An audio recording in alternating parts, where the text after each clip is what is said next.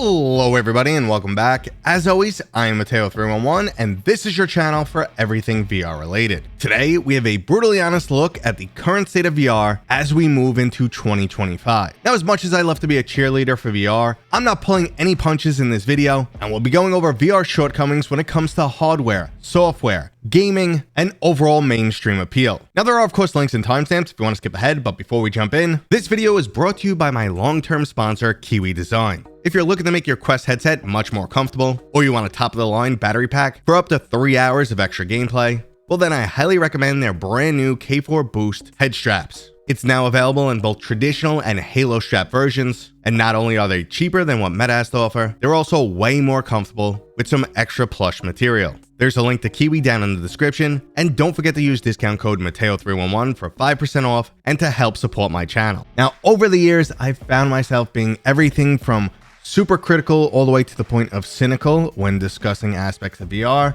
And now that I've been so much more involved over the past few years, just knowing lots of additional players in the industry, seeing how much work goes into basically everything from the hardware to the software to the games, I have a higher appreciation and I find myself being a little bit more of a cheerleader. Neither of those positions are ideal.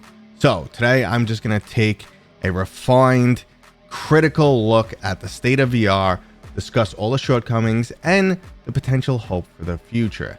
I hope you guys enjoy this. It's going to be a little bit more ranty than normal, but I think it's really important to acknowledge shortcomings because that's the only way you improve.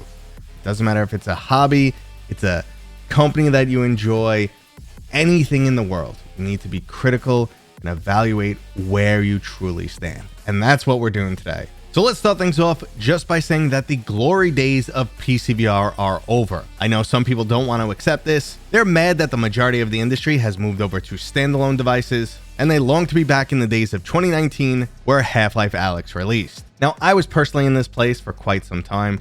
I was really upset when everything started moving to the Quest 1. The downgrade was so significant, I felt like that my preferred medium of gaming, meaning VR, was just like killed. It wasn't as immersive, the graphics went to crap, this just wasn't as good. But we have to acknowledge that over the years, now with the Quest 3, that gap has closed a lot. It'll never fully close. PCVR is so much far beyond what a standalone device can do, but you have to acknowledge it is definitely caught up, and I feel like it is now beyond acceptable. Like, I feel like for the cheap price of entry and everything else you get with the Quest 3, we've finally made up for the lack of overall performance or graphical fidelity. I feel like we're there. I know some people don't agree, but you just gotta move on. The glory days of PCVR are over, and we have to acknowledge that. So that's step one in this video. There's still some really cool stuff going on in the overall mod industry, so there's plenty of really cool flat games to experience in VR, but that whole situation is less than ideal for the average user. Now, I know I already started discussing the quality of games, but before we fully move into that topic, let's just talk about the current state of hardware. When it comes to VR, it is a constant battle of concession. You need a price tag that's low enough to get mainstream consumer appeal, and if you're looking for success, you want to give people the biggest bang for their buck. Now, it's undeniable that that device is the Meta Quest 3S. What it delivers for only $299 is completely unmatched in the industry, especially when you consider the average PCVR headset that still needs to be connected to a computer in order to work starts at $500 or more. Now, a lot of people will complain that the Meta Quest 3S was a race to the bottom. How to get the cheapest, crappiest hardware out to as many people as possible, as quick as possible. But I cannot agree with that assessment. One, the value is definitely there. It gives you much more than anything else. And they've struck the right balance between weight, battery life, performance, heat, all the things you really have to worry about in a device that goes on someone's head that, needs to have a lot of functionality. They struck the right balance, and I know that's not easy. There's headsets that don't have a whole built-in operating system and standalone hardware. All they do is connect to a PC, and they're still way heavier, or they're not as comfortable, or they produce more heat. So honestly, they struck a really good balance, but there's one aspect of this that is rarely discussed. This is Meta throwing their money around. A lot of times, especially when they sold the original Quest headsets, they sold them at a loss, which means pretty much no one else in the industry can compete, so they corner the market. Good business for them, not great for consumers, because if there's only one real option out there, then we kind of get crapped on because we have no other choice. Now, I will get to this later in the video, but that will soon change. Now, in terms of all other VR hardware out there, it's still a battle of concessions, but these days it becomes extremely hard to recommend anything besides a Quest 3 or Quest 3S because the value is just not there. Even the high-end enthusiast products from Pimax that break the bank around $2,000 just never deliver on their promises and tend to come with a lot of issues. Apple is the only company that delivers a true super high-end XR headset, but you're going to pay nearly $4,000 for it, and it barely functions as a gaming device. Now, speaking of games, this is another area where plenty of people have some huge issues. VR gaming is constantly compared to flat screen gaming, and people just need to accept that they are very different mediums. Now, I'm going to use Batman Arkham Shadow as an example here because it's one of the best VR games ever made and it recently released. It is 100% as good as the Arkham titles that released on flat screen. However, those games released nearly 10 years ago, and I would slide it in right next to them. They are still amazing games, but when you look at things like graphics, some of the gameplay mechanics, yeah, they're a little bit behind the curve. And that's where VR is. We have to accept that. VR is behind the curve in terms of flat screen gaming when you're comparing it to overall mechanics or gameplay length and, AAA quality. Now, yes, the standalone hardware is a contributing factor to why games aren't more robust, but it's more mainly about the fact that the money just isn't there in the VR industry as of yet. It's growing, and games are definitely getting bigger and better, but showcase first-party VR games like Half-Life Alyx, Horizon Call of the Mountain, and Batman Arkham Shadow are not money makers in the industry. This is companies throwing around a lot of money to help grow the VR industry and promote their product. Other VR studios can't produce games of this caliber because they actually need to make a return. So it's undeniable that VR games are a bit behind the curve in terms of graphics, overall gameplay mechanics, and length compared to flat screen. But we have to acknowledge that they're very different games, and a lot of aspects in traditional gaming don't work in VR. VR is a lot more about the mechanics. That's why you see titles like Beat Saber just explode. That would never work on flat screen. So mechanically it's different, but also the way people play the games. You can't have a physically intense game and then expect to play it like World of Warcraft, where you sit in front of a computer screen for 12 hours a day. It just doesn't work. It doesn't add up. So developers for the past couple of years have been going through a lot of growing pains, finding out what works and what doesn't. And this is from level design to mechanic design to basically storytelling, everything, every aspect. It's one thing to sit on your couch and watch Kratos from God of War go to town on somebody, beat him up, and you're like, wow, this is an incredible scene. But it's very different to sit in a VR environment and kind of just listen to people talk. It gets extremely boring. It just doesn't work. You need a very different delivery system. So we're going through the motions right now, and we're finding out the shortcomings or where VR excels. And luckily, over the past 7-8 years, a lot of studios are learning what works. And what works is very different from flat screen games. Now, VR also suffers from another issue, and that's with its player base. Not only is it much smaller than flat games, making things like multiplayer experiences harder to keep up because there's just so few people to keep engaged. And obviously your titles are usually smaller than flat screen, so they don't have all the elements keeping people engaged. The player base kind of deteriorates really fast, but it also has a very young player base. Now, there's no shortage of little kids in free-to-play games in the flat screen world.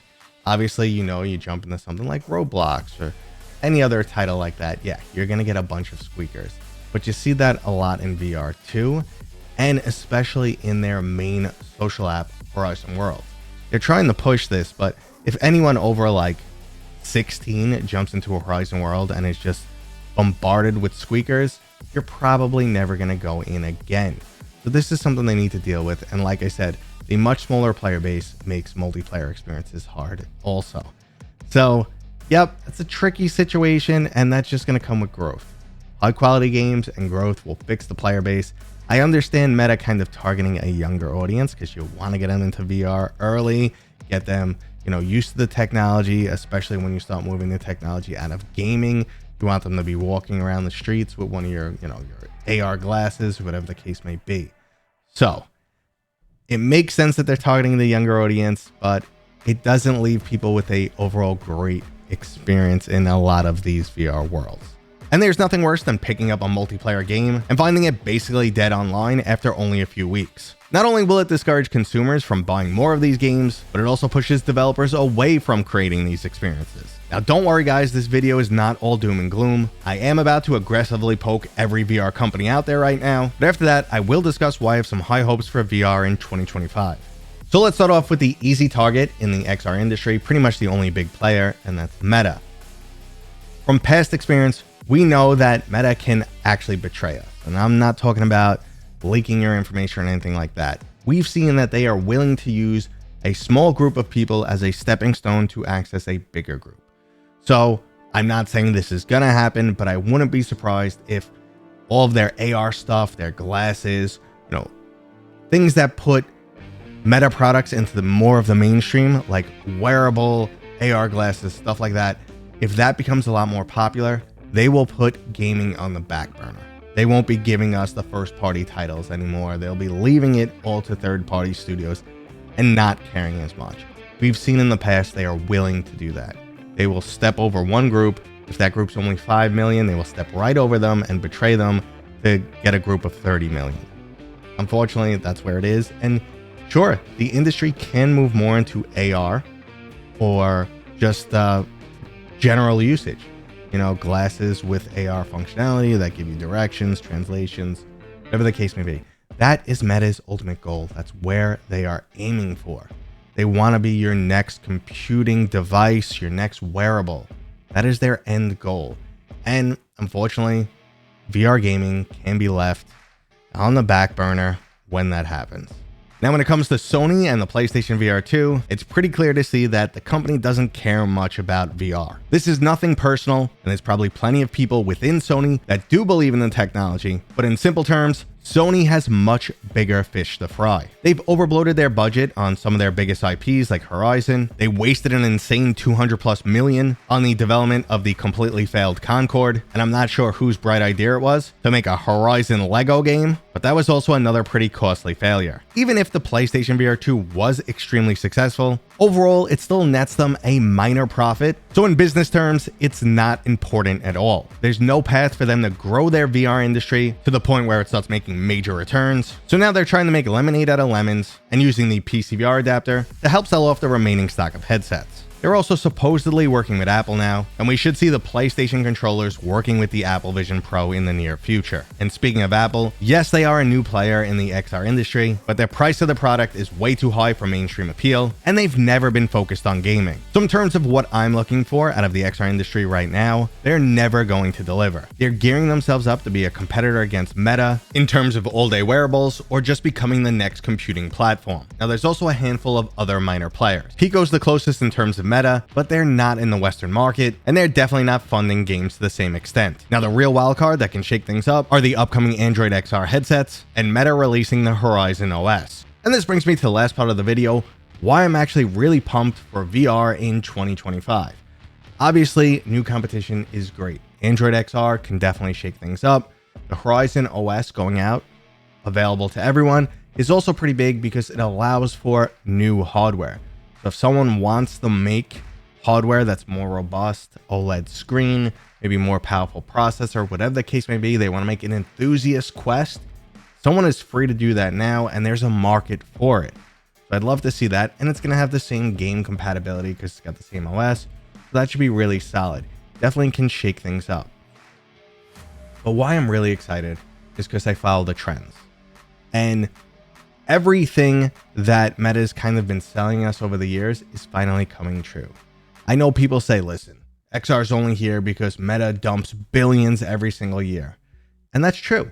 But if this wasn't their plan, if this wasn't something they said 5 years ago, that we're going to keep dumping, tens of billions into this industry every single year, more and more and more, and then eventually the amount of money we make in return crosses the line, like how much we're spending versus how much we're making, and eventually that line crosses, which it's getting very close to, then yeah, the industry becomes viable. They're making this industry viable. And for the first time, they also prove to us that they could give us that future they promised.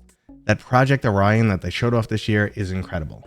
Now, it's definitely a few years out before it becomes mainstream. The tech is way too expensive right now. Like, it's something like $10,000 to build those units. However, they finally proved it's possible, and we will get there. They're solving all the technical and software hurdles, which is extremely impressive. And year after year, all of these VR studios are getting better and better. The production value on their titles is going up. Their experience level is going up. They're in it for the long haul. You have companies like Vertigo Games, Resolution Games, Shell, all of these companies that have been doing it year after year successfully, and they're getting better and better, and the quality of games gets better and better. So I'm pumped. This should be a really good year. I can't wait to see. I know Meta is sitting on a bunch of other studios they own. I'm expecting them to give us a first party title every single year. So let's see what's in the rotation next. Maybe I know something, maybe I don't. We'll see what happens. I am excited. There's definitely great stuff coming. And that was today's video. If you guys enjoyed it, you do this. If you're new here, please consider subscribing. Like 90% of the people who watch this channel are not subscribed. That's a mistake. Please fix that. And of course, I'll see you guys on next time.